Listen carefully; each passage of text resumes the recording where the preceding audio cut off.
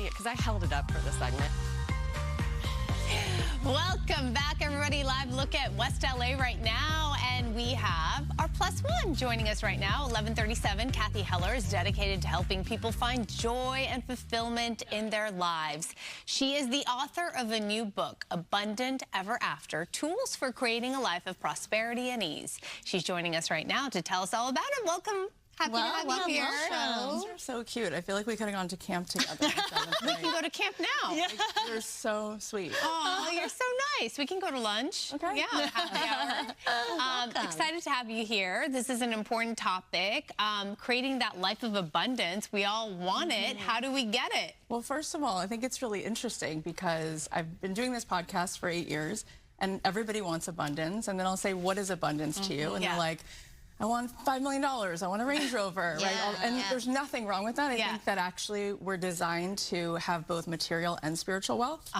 But what's interesting is that the real abundance that we seek is inner peace. Like, if you are on the most beautiful beach at the Ritz-Carlton and you just had an argument with your best friend, it doesn't matter what physicality you have, right? Like, true abundance is the lightness of your own being, is the feeling of being in flow state, the feeling of having creative ideas. And so that is so cool because that is always something that's within reach all the time. So when you ask people that question, most of the time you're getting physical things that they I think we've been raised to believe that the abundance comes from the more that we create outside of ourselves, we'll feel more inside of ourselves.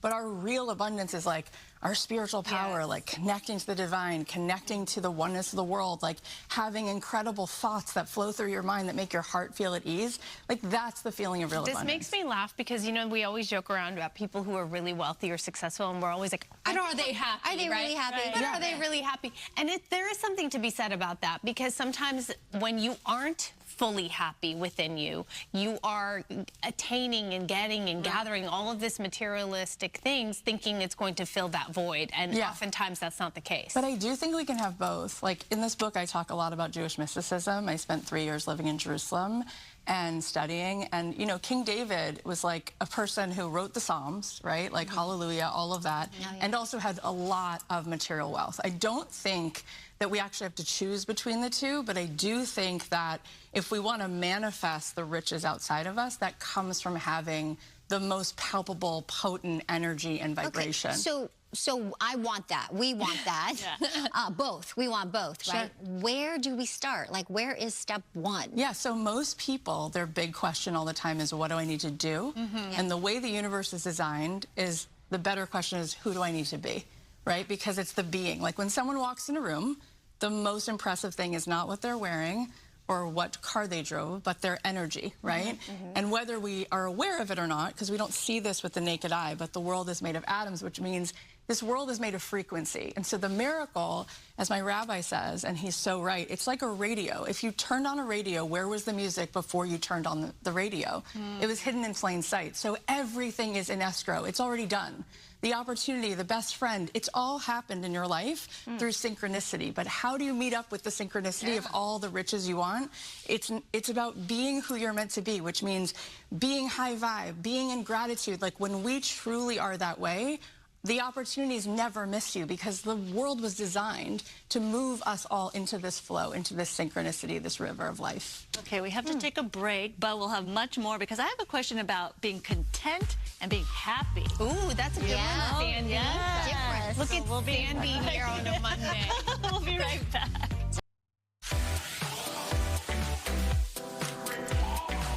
Sandra had a question. Oh, yeah. I do have a question as we take a live look at LAX. It's not about where everyone's going. It's about the journey within, right, Cathy? Oh, wow. We can go deep. We can go deep on a Monday. You know what? You get that 5.5 hours of sleep every night. See what it does? Dropping truth bombs every second. We're so happy to have you here, and we were talking about just bringing the abundance into our lives, which doesn't mean just materialistic things. It means truly finding happiness, or what fills us from within, right? So my question is to you, whether you're saying people should be grateful, find gratitude, be content with what they have, or what is true happiness? I think that's a really, really good question. It's like a That's like an advanced question. Oh, okay. Here's why I love that question, because I think we live in a culture where people are only willing to tolerate being happy, and that is sort of the end goal. But I think there's a deeper, more satisfying feeling, which is equanimity. Because being with things as they are actually makes you feel more at peace, because there's never going to be a moment in your life where everything is perfect, but there's a part of you that is so at peace that actually can tolerate. It's more expansive. There is a soul within all of us that is so much more who we are than this mind that we have. And the mind is constantly in a fight with itself almost. But when you meditate, when you sort of find that deeper place inside of you, there's something even more gratifying than happiness, which is equanimity.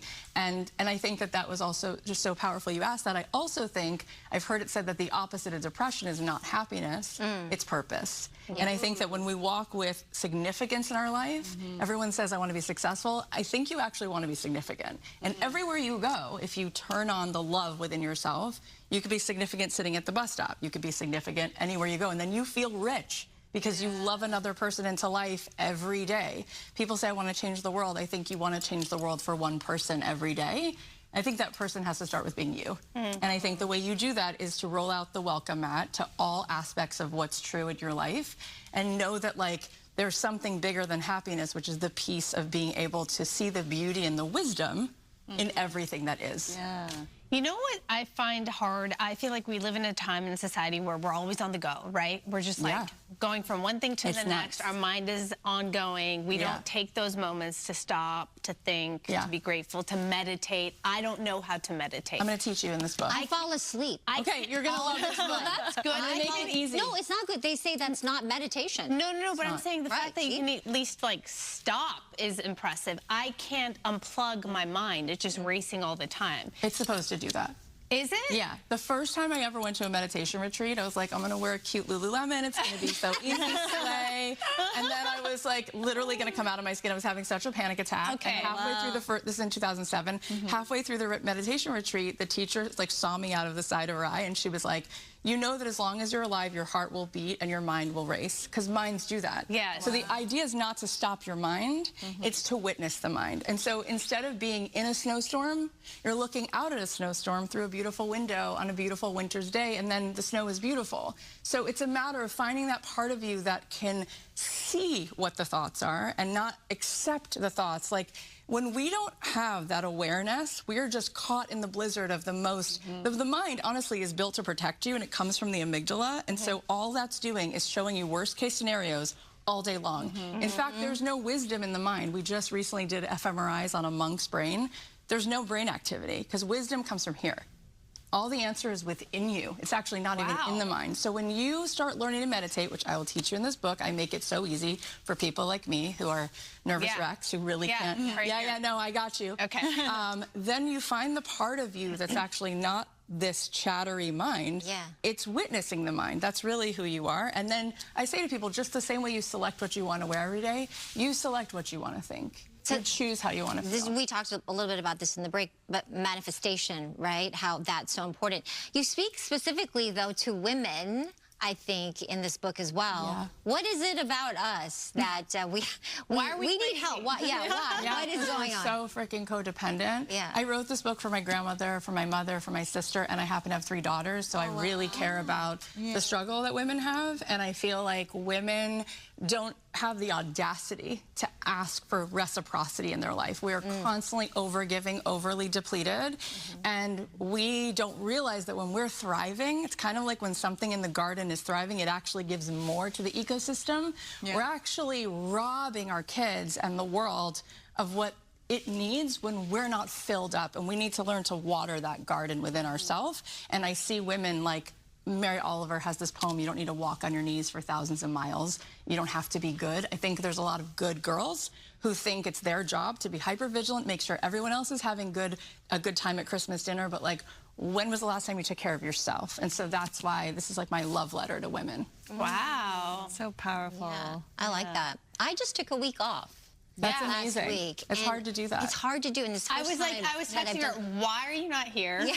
Like, I need a reason. And she's like, I just took it off. I'm like, no. no, that makes no sense. Yes. What are you doing for your son that you took a week off? And I said, nothing is me. I was doing it for me, and I needed to regroup and just not get sick. And then you become such a possibility for other people when you, you know, we are so married to the idea that the harder we work, the more gold stars we get. Yeah. What if that's not true? In fact, if you harvest something from the ground every day, you would deplete the earth of all of its nutrients.